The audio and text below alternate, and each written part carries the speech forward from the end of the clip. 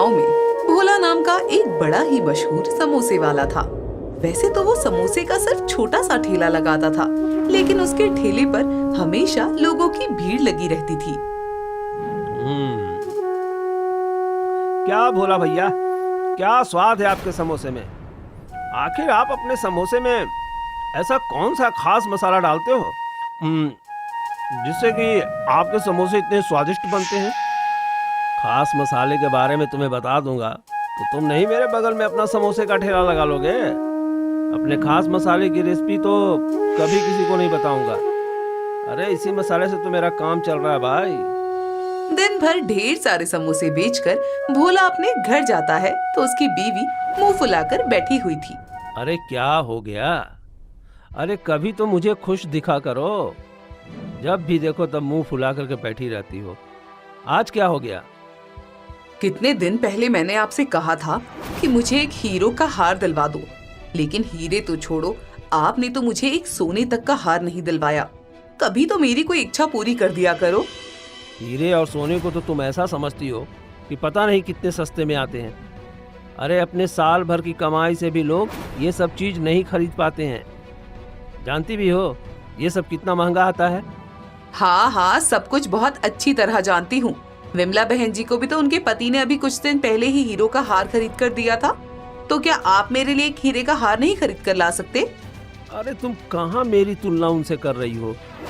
वो ठहरे इतने अमीर आदमी और मैं ठहरा एक समोसे बेचने वाला। अगर मेरे पास इतने पैसे होते तो मैं हमारे लिए एक ढंग का घर नहीं बना लेता। पता नहीं मैंने क्यों ही तुमसे शादी कर ली। जब देखो तब यही रोना रोते रहते हो। जब से शादी करके आई हूँ इस टूटी फूटी झोपड़ी में रह रही हूँ।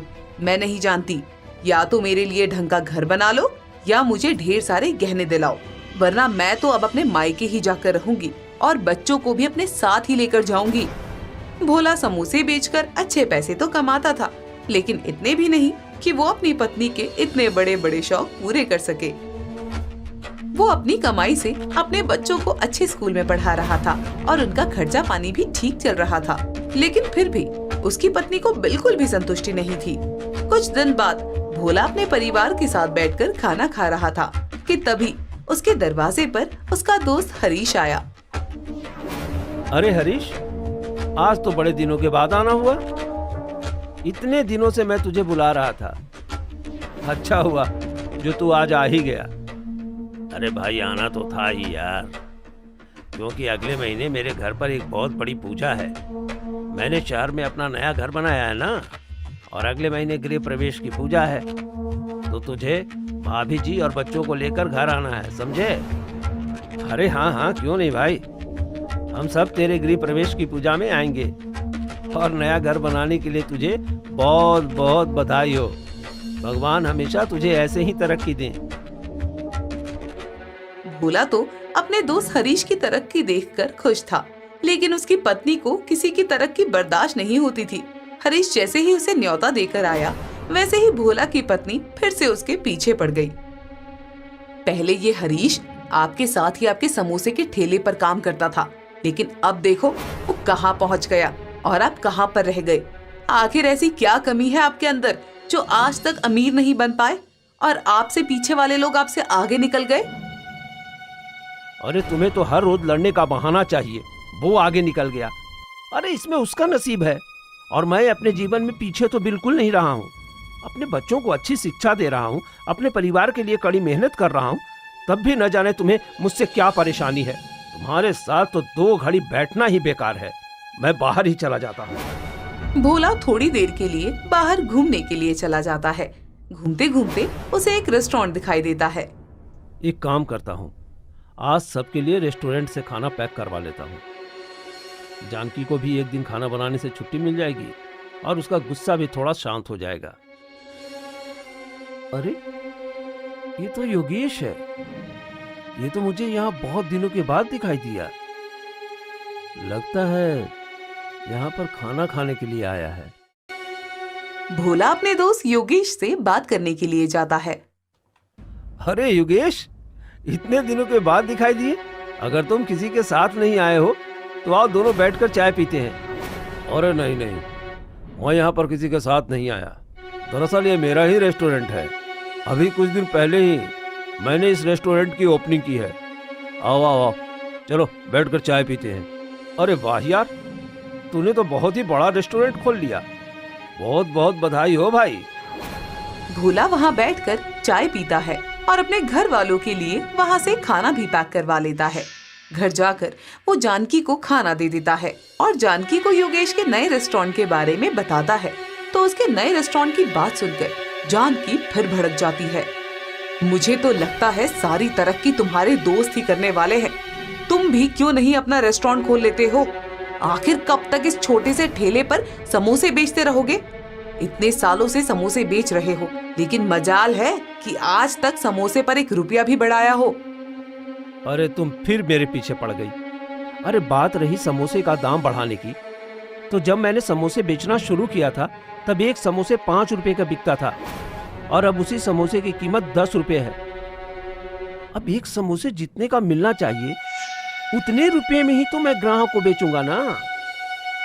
जानकी फिर से भोला के साथ लड़ना शुरू कर देती है। उससे परेशान होकर भोला बाहर आंगन में जाकर सो जाता है। अगले महीने उन्हें हरीश के घर पर गृह प्रवेश की पूजा में जाना था, तो वो सभी तैयार होकर वहाँ पहुँच जाते हैं। बाप रे बाप, इस हरीश के पास इतना पैसा कहाँ से आ गया जो इसने शहर में इतना बड़ा घर बना लिया? अपने दोस्त से कुछ पूछो कि वो तुम्हें भी इतना अमीर होने में मदद करे। तुमने यहाँ पर भी ये अमीर होने का राग अलापना शुरू कर दिया। अरे गृह प्रवेश की पूजा पर आई हो तो पूजा पर ध्यान दो, इन फालतू बातों में ज्यादा दिमाग मत लगाओ। जानकी का मुंह हर समय ही बना रहता था। पूजा संपन्न होने के बाद सब खाना पीना खाते हैं। तभी हरीश के पास एक फोन आता है। हेलो, अरे मैंने तुम लोगों को कितनी बार समझाया, इतने महंगे तेल का इस्तेमाल करने की जरूरत नहीं है। और तुम्हें किसने कहा कि देसी घी में मिठाई बनाने के लिए? अरे जो वनस्पति घी आया ना, उसी में मिठाई बना। और हाँ, सबसे सस्ते वाला ही इस्तेमाल करना। इतना कहकर हरीश फोन काट देता है। तभी भोला उससे पूछता है, हरीश, तुम अपनी दुकान में हमेशा सस्ते सामान का ही इस्तेमाल करते हो क्या, या किसी ने ऑर्डर देकर तुम्हें ऐसा करने को कहा है? अरे नहीं नहीं भोला, देखो तुम भी समोसे बनाने का काम करते हो तो तुम भी समझते हो कि अगर हम लोग अच्छे और महंगे सामान का इस्तेमाल करने लगे तो हमारा मुनाफा तो होगा ही नहीं। ग्राहकों को तो बस अच्छे स्वाद से मतलब होता है। मिठाई बनने में कैसा घी कैसा तेल का इस्तेमाल हो रहा है उससे उन्हें क्या मतलब? अरे लेकिन ये तो गलत बात है ना हरीश।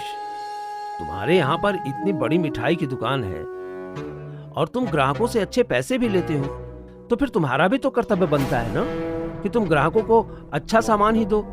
अरे तो कौन सा मेरे यहाँ की मिठाई खाकर लोग बीमार हो रहे हैं, सब बिल्कुल तंदुरुस्त है। और देखो, काम में अपना मुनाफा तो देखना ही पड़ता है। अब अगर मैं ईमानदारी से काम करता तो क्या शहर में इतना बड़ा घर ले पाता?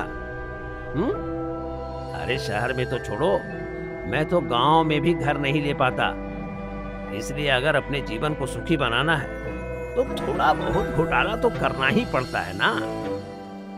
यही बात मैं इन्हें न जाने कब से समझा रही हूँ, लेकिन इनके ऊपर तो ईमानदारी का भूत सवार है। अरे क्या फायदा ऐसी ईमानदारी का जो हमें एक अच्छा जीवन ही ना दे पाए। इन्हें भी थोड़ा ज्ञान दो ताकि ये भी थोड़ी बेईमानी करे और हमारा जीवन थोड़ा आसान हो जाए। सब लोग भोला को उसकी ईमानदारी के लिए ताने मारने लगते हैं। कुछ दिन बीतते हैं, तभी एक दिन क्या करूं, ये मैदा तो खराब हो गया। अब तो इसे कोई दुकानदार खरीदेगा भी नहीं। इस सारे मैदे में तो कीड़े लग गए हैं। इसे फेंकने के अलावा मेरे पास कोई रास्ता नहीं है। अरे नहीं नहीं जी, आपको ये मैदा फेंकने की कोई जरूरत नहीं है।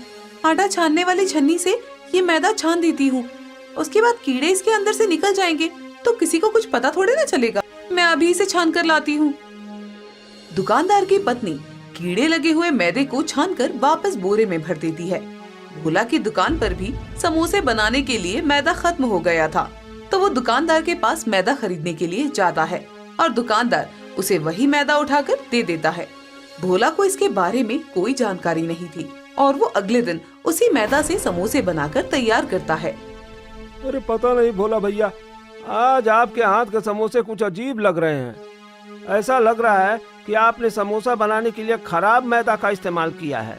हाँ भैया, आज मुझे भी समोसे से बदबू आ रही है। मुझे तो लगता है कि बाकी दुकानदारों की तरह अब आपके अंदर भी लालच आ गया है, इसलिए आप अब घटिया सामान का इस्तेमाल करने लगे हो। अरे आप लोग क्या बोल रहे हो? जितनी ईमानदारी से मैं अपना काम करता हूँ, उतनी ईमानदारी से कोई भी दुकानदार अपना काम नहीं करता होगा। आज तक मैंने समोसे बनाने के लिए कभी खराब सामान का इस्तेमाल नहीं किया है, और आप मुझ पर ऐसा इल्जाम लगा रहे हो। हम आपके ऊपर कोई झूठा इल्जाम नहीं लगा रहे हैं, हमें जो लग रहा है वही बोल रहे हैं। अगर ये समोसे खाकर हमारी तबीयत खराब हुई ना, तो हम आपको छोड़ेंगे नहीं। ग्राहक भोला से जब ये सब बातें कहते हैं तो उसे बहुत बुरा लगता है, लेकिन उस दिन उसके ठेले पर जिस भी ग्राहक ने वो समोसे खाए थे, वे सब के सब अगले दिन बीमार हो गए और उन लोगों ने पुलिस में भोले की शिकायत कर दी। पुलिस अगले दिन आई और भोले को पकड़ कर ले गई। इंस्पेक्टर साहब, मैं बिल्कुल सच कह रहा हूँ। मैंने समोसे बनाने में किसी घटिया सामान का इस्तेमाल नहीं किया। कल मेरे पास समोसे बनाने के लिए मैदा खत्म हो गया था, तो मैं दुकान से मैदा लेकर आया था। हो सकता है उसी के अंदर कोई गड़बड़ हो। तो मुझे बेवकूफ समझता है क्या? तुम सारे दुकानदार एक जैसे होते हो, और उस मैदे वाले ने भी तुम्हें तभी घटिया मैदा दिया होगा जब तुमने उसे घटिया मैदा मांगा होगा। उस दिन तुम जेल में रहो, तभी तुम्हारी अकल ठिकाने आएगी। भोला पुलिस इंस्पेक्टर को समझाने की कोशिश करता है, लेकिन वो उसकी बात नहीं सुनता। जब भोला की पत्नी को ये बात पता चलती है, तो वो जैसे तैसे पैसा इकट्ठा करके वकील को लेकर पुलिस स्टेशन आती है और भोला की जमानत करवाकर उसे घर वापस ले आती है। क्या फायदा हुआ इतने साल से ईमानदारी से काम करने का, जब एक दिन के ऊपर तुम्हारे सारे ग्राहक तुम्हारे खिलाफ हो गए। किसी ने भी तुम पर भरोसा नहीं किया। अरे इससे अच्छा तो ये होता कि तुम कभी ईमानदारी से काम ही ना करते, तो ऐसा होने पर तुम्हें इतना बुरा तो नहीं लगता। तुम ठीक कह रही हो जानकी, इस दुनिया में ईमानदारी के लिए कोई जगह नहीं है। एक ईमानदार आदमी से भूल में भी यह गलती हो जाए ना, तो लोग उसे माफ नहीं करते। मैंने हमेशा लोगों के लिए सोचा, कभी अपने लिए नहीं सोचा। लेकिन उसके बदले में लोगों ने क्या किया? पुलिस में मेरी कंप्लेन कर दी। अब से मैं सिर्फ अपने बारे में सोचूंगा, किसी और के बारे में कभी नहीं सोचूंगा। इस बात का भोला के दिमाग पर बहुत गहरा असर होता है और बाकी दुकानदारों की तरह वो भी लालच करना शुरू कर देता है। वो समोसे बनाने के लिए खराब तेल और खराब सामान का इस्तेमाल करना शुरू कर देता है और ज्यादा मसाले डालकर समोसे बेचना शुरू कर देता है। खराब सामान से समोसे बनाने के साथ साथ भोला अब अपने समोसे का दाम भी बढ़ा देता है और लगभग 1 साल में उसके पास बहुत पैसा आ जाता है। ये लो जानकी, मैं तुम्हारे लिए नया हार लेकर आया हूँ। तुमने कहा था ना कि तुम्हें एक हीरे का हार चाहिए। देखो, मैं तुम्हारे लिए 2 हीरो का हार लेकर आया हूँ। मैंने तो कभी अपने सपने में भी नहीं सोचा था कि मुझे भी कभी हीरो का हार पहनने को मिलेगा, लेकिन वो कहते हैं ना, रातों रात किस्मत कब पलट जाए कुछ पता नहीं। तुमने सच कहा, लेकिन अगर मैं आज भी वही ईमानदारी के रास्ते पर चलता रहता तो मेरे हाथ में कुछ नहीं आता। अच्छा हुआ जो मेरे साथ ये हादसा हुआ और मैं भी दुनियादारी की तरह हो गया। खैर, कल मुझे एक जगह देखने जाना है। अब मैं और उस ठेले पर काम नहीं करना चाहता।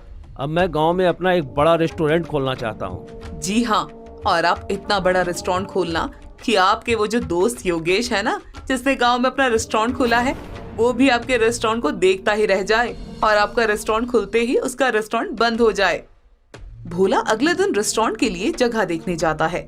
उसे वो जगह पसंद आ जाती है और वो गांव में अपना बहुत बड़ा रेस्टोरेंट खोल लेता है।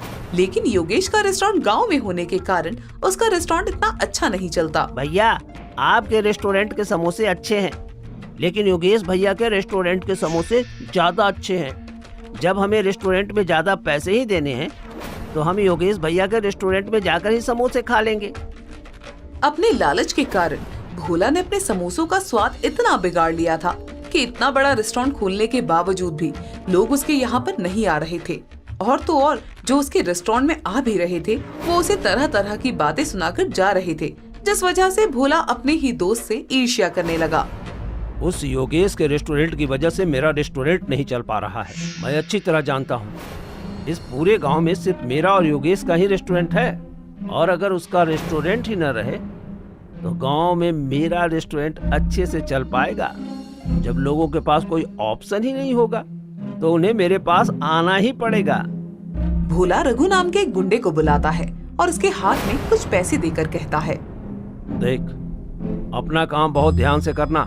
आज रात को उसका रेस्टोरेंट तहस नहस हो जाना चाहिए। अरे आप बिल्कुल चिंता मत करो साहब, आज रात ये रघु उसके रेस्टोरेंट का खल्लास कर देगा। रघु पैसे लेकर चला जाता है और रात को मौका पाकर योगेश के रेस्टोरेंट को जला देता है। योगेश का रेस्टोरेंट जलकर राख हो जाता है और रेस्टोरेंट में रखे सिलेंडर भी ब्लास्ट हो जाते हैं। तभी उसी रात अचानक भोला के रेस्टोरेंट में भी अपने आप आग लग जाती है और उसके रेस्टोरेंट में रखे सिलेंडर भी ब्लास्ट हो जाते हैं। अगले दिन जब वो अपने रेस्टोरेंट में जाता है तो अपने रेस्टोरेंट की हालत देखकर वो माथा पकड़कर कहीं पर बैठ जाता है। हे भगवान, ये क्या हो गया? अरे मैंने तो उस रघु को योगेश का रेस्टोरेंट जलाने के लिए कहा था, लेकिन उसके रेस्टोरेंट के साथ साथ मेरा रेस्टोरेंट जलकर कैसे राख हो गया? यहाँ भोला अपना सर पकड़कर बैठा था और वहाँ बेचारा योगेश इतनी मेहनत से बनाए अपने रेस्टोरेंट को देखकर रो रहा था। अरे आज तक मैंने इतनी ईमानदारी से काम किया, लेकिन फिर भी मेरे साथ ऐसा हुआ। अभी तक तो मैंने अपने रेस्टोरेंट का लोन भी नहीं चुकाया था और मेरा रेस्टोरेंट बुरी तरह से जलकर राख हो गया। अब मैं कैसे पैसे कमाऊंगा, कैसे रेस्टोरेंट का लोन चुकाऊंगा? योगेश रो ही रहा था कि तभी वहाँ पर पुलिस आ जाती है। मुझे लगता है किसी ने जानबूझकर आपके रेस्टोरेंट में आग लगाई है। अगर आपके रेस्टोरेंट के आसपास कोई सीसीटीवी कैमरा है तो हमें बताइए, हमें उसकी फुटेज चेक करनी है। सर, मुझे भी लगता है कि किसी ने जानबूझकर ये सब किया है, क्योंकि इस इलाके में भोला नाम के आदमी का भी एक रेस्टोरेंट है और कल रात को वहां पर भी आग लगाई गई। एक साथ इलाके में दो दो रेस्टोरेंट में आग लगी है तो पक्का कोई ना कोई गड़बड़ तो जरूर है। गड़बड़ तो काफी लगती है। तुम एक काम करो, अगर यहाँ पर कोई सीसीटीवी कैमरा दिखाई देता है तो उसकी फुटेज चेक करो। हवलदार आसपास छानबीन करता है तो उसे एक दुकान के बाहर सीसीटीवी कैमरा दिखाई देता है।